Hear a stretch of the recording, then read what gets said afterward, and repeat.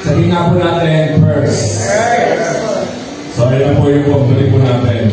Sabihin nga po natin.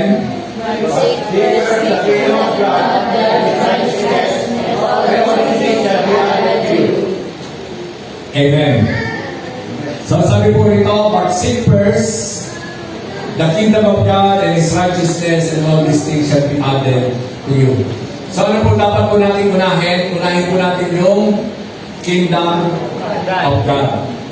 At unahin po natin ang alin? Ang pagsunod sa kanyang kalooban. At pagka ito na po natin ang kingdom of God, ano po mangyayari? Lahat po ito ay pagkakaloob po sa atin. Amen. Amen. Ito po yung gusto po natin makita. As children of God, tayo po may mga anak ng Diyos. Amen. Amen. So as children of God, dapat po natin unahin yung kingdom of God. Ibig sabihin, dapat po maging priority po natin yung kingdom of God. Alam niyo po, ang kingdom of God ay para po itong isang family business. Kaya nga po sinabi po ng Panginoon Jesus sa Luke chapter 2 verse 49, I must be in my Father's business. So dapat po natin ituring as children of God na yung kingdom of God na para po itong family business. At tayo family business, gusto po natin itong lumago. Di po ba? Amen. So paano po lumalago ang isang business? Ano po yung kailangan? Kailangan bigyan po natin ito ng oras. Kailangan bigyan po natin ito ng panahon. Kailangan ibuhos po natin ang ating pong lakas, ang ating pong talento, ang ating pong talino. Kung gusto po natin na lumago yung ating pong business. The same thing din naman yung kingdom of God. Dapat nandun po yung ating pong pagnanais na yung kingdom of God ay lumago. At para lumago po yung kingdom of God, ano po yung dapat po natin gawin? Sa business, ano po yung dapat po natin gawin? Bigyan po natin ito ng oras, di ba? Kasi pagka wala kang oras sa business mo, eh kung saan-saan ka lang napunta, hindi mo ito binibigyan ng oras, hindi mo ito binibigyan ng panahon, hindi mo ito inuupuan, hindi mo ibinibigay yung gabi sa iyo, ano mangyayari sa business mo? Di ba? Malulugi ka. So ituring po natin na ang kingdom of God is like a family business. Para lumago po yung kingdom of God, ano po yung kailangan po natin gawin? Dapat ito po ay bigyan po natin ng panahon. Dapat ang kingdom of God dapat po una sa ating pong mga buhay. Dapat binibigyan po natin ito ng priority. Dapat ibinibigay po natin ang ating pong lakas, ang ating pong talino, ang ating pong mga talento. Amen. Dapat nag-i-invite po tayo. Kasi po hindi po lalaki ang kingdom of God kung hindi po tayo mag-i-invite. So importante po na tayo po ay nag-i-invite po ng mga tao. At alam niyo po ba na pagka tayo po ay nag-invite po ng mga tao at yung pong tao na yung nagpatuloy, ano po nangyayari? Nalulugod po ba ang Diyos? Amen. Amen. Di po ba? Nalulugod po ang Diyos kasi sabi nga po, pagka meron po isang kaluluwa na nagbalik po sa Panginoon, ano po nangyayari po sa heaven? Nagsasaya. Amen. Kaya importante po na tayo po bilang mga mananampalataya as children of God, tayo po ay part po ng kingdom of God. Amen. Amen.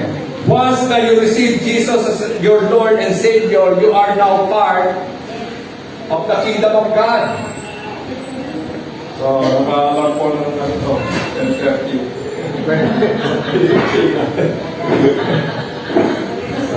Oras ko po yan. Alam na nila. Okay, pray. Amen. So, part po ng ating kung ano ay lumago po yung kingdom of God. Lumago po yung business ng ating pong Panginoon. Alam niyo po, pagka lumalago po yung kingdom of God, ano po nangyayari sa kingdom of darkness? Lumiliit. Di ba? Lumalaki yung kingdom of God eh. So, lumiliit po yung kingdom of darkness. Di ba? At yun po yung hangarin po natin. Amen. Amen. So, willing po ba tayo na magtrabaho sa Kingdom of God? So, ano po yung dapat po natin, pagka sinabi po natin first, ayun po ay priority. So, ano po yung priority po natin? Kingdom Of God. Kingdom of God. Amen. Amen.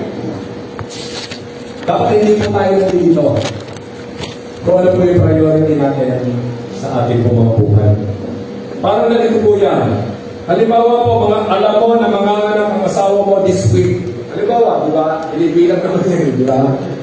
Alam mo na mga anak, expect mo, mga anak this week. Tapos may nagyakag sa iyo, na iyong kaibigan, sasabihin sa iyo, pre, halika, mag-outing tayo, isang linggo tayo doon sa, sa Baguio. Mag-outing tayo, mag-hunting tayo. Eh tapos sumama ka.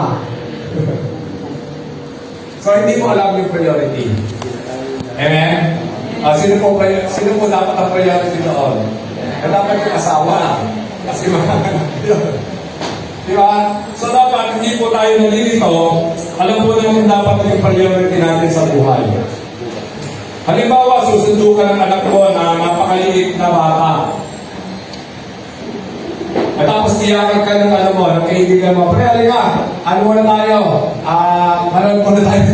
Kain muna tayo, tapos kwento-kwentohan tayo. Eh sumama ka, so hindi mo alam kung ano yung priority. Amen. Amen. So dapat tayo po bilang mga anak ng Diyos, bilang mga mananampalataya, ano po yung dapat po natin ano? Pag ang isang Kristiyano, inunin niya ang kanyang well-being kaysa sa Kingdom of God, so hindi po niya alam yung kanyang priority. Amen? So alam po natin dapat kung ano po yung ating po priority. Ano po ang priority po natin? Seek first the Kingdom of God. Kaya sabihin mo sa katabi mo, dapat alam natin ang priority. Ano yung priority? Kingdom of God. At ano po yung priority natin? His righteousness. Alam mo, as children of God, dapat unahin po natin yung pagsunod sa kanyang kalooban. Amen? Kasi po yung righteousness, pagsunod po ito sa kalooban po ng Diyos. At ang pagsunod po sa kalooban po ng Diyos is part of the business. Amen. Alam niyo po, doon po sa ating pong core values, ano po yung pinaka-unang-unang daw ng OGBC? Ano po yung O? Obedience.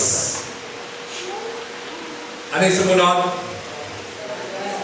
God-centered life. God-centered life or kalooban ng Diyos. Ano yung sumunod? Victorious living. Di ba gusto po natin magkaroon ng victorious living? Ang key po doon ay yung obedience. Amen. So napakahalaga po yung pagsunod sa kalooban ng Diyos. Amen? Ngayon, pagka ito na po natin yung Kingdom of God at saka po yung righteousness, ano po yung pangako? All these things shall be added unto you. Amen. Ano po yung sinasabi po dito ng Panginoon? Parang ito po yung sinasabi ng Lord pag inuna mo ang aking business, I will take care of your needs. Amen. Pag inuna mo ang Kingdom of God at ang pagsunod sa kalooban ng Diyos, parang sinasabi ni Lord, ako ang bahala sa iyo. Amen. At ano po sinasabi po ng Panginoon? Pag inuna po natin ang Kingdom of God at inuna po natin ang pagsunod sa Panginoon, ano po sinasabi rito ng Panginoon? Lahat ng pangangailangan mo, ako ang bahala. Lahat ng pangangailangan mo, katatakwin ko. Amen. Alam niyo po, ito po ay isa pong napatotoo. Through the course of time ng aming pong paglakad sa pananampalatayang ito po yung aming pong asawa. Marami pong mga na-encounter po kami ng mga pangangailangan sa buhay. Pero ito naman po yung pwede kong ipatotoo po sa inyo. Wala po akong matandaan kahit isang beses na kami po pinabayaan ng Diyos. Wala po akong matandaan na isang beses na kami po ay iniwan po ng Diyos. Wala po akong matandaan na isang beses na hindi po kami pinatakbo ng Diyos sa aming po mga pangangailangan. Na-experience po ba natin ito? Amen? There are many times na pinakaba po kami ng Diyos. Yung bang ilustrasyon na parang yung mahabang bangko, di ba? Lagi po ko nagalit eh. Yung mahabang bangko na usod ka ng usod, usod ka ng usod, at isang usod mo na lang, kaya no, mahulog ka na. Pero yung usod na yun, mararamdaman mo na yung kamay ng Diyos. Di ba? Yung kamay ng Diyos, yun ang sasalo sa iyo. Nakakala mo, wala na, usod ka na, hulog ka na, the end na, pero doon mo makikita na yung kamay ng Diyos ay sasaluhin ka at iaahon ka ng Panginoon. Amen? Kaya nga po, sabi ko sa inyo, wala akong matandaan na pinabayaan po kami ng Panginoon. Yung mga pong inistorya ko po sa inyo kanina, di ba ba? Yung sa mangga, yung kayo nagkaroon ng thyroid, yung pumunta yung ano, marami pa po yun eh. Marami pong mga pangangailangan. Pero doon po napatunayan na ang Diyos po ay ang Diyos po ay tapat. Na ang Diyos po ay puno ng habag. Na ang Diyos po ay puno ng awa. Ang Diyos po ay puno ng pag-ibig at pagmamahal. Doon po napatunayan na ang salita po ng Diyos ay totoo. Na hindi po niya tayo iiwan at pababayaan. Na ang Diyos po ay mabuti. God is good and His love endures forever. Amen. Kaya nga po, napakabuti po ng ating po Panginoong Diyos. Pwede po ba natin siya palakpakan? Hallelujah. Kaya ito lamang po yung ano natin. Unahin po natin ang Panginoon. Unahin po natin ang Kanyang kingdom. Unahin po natin ang pagsunod po sa Panginoon. At si Lord po yung taya sa lahat ng pangangailangan po natin. Si Lord po ang bahala sa lahat ng pangangailangan po natin. Hindi po tayo iiwan po ng Diyos at hindi po tayo pababayaan ng ating po Panginoong Diyos. Pakakabahin ka lang Lord. Amen.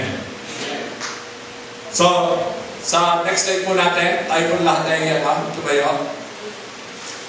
At tawagin ko na po yung ating pong music, yung last na kanta para tayo manalangin. So sabay-sabay po tayo. How to help I worry less life. Ano po sabi dyan? Expect troubles will come. Diba? Expect po natin para hindi na po tayo nagugulat at tataka. Number 2, don't allow troubles to multiply. Sapat na po yung para sa araw ito. Number 3, our troubles can be minimized. Tandaan po natin, meron po tayong Father, meron po tayong Ama sa langit. Tandaan po natin na kailangan po yung pananampalataya. At tandaan po natin yung first, dapat unahin po natin si Lord sa ating mga buhay. Amen? Amen. Sige po, tayo po muna imawit bago po tayo manalangin.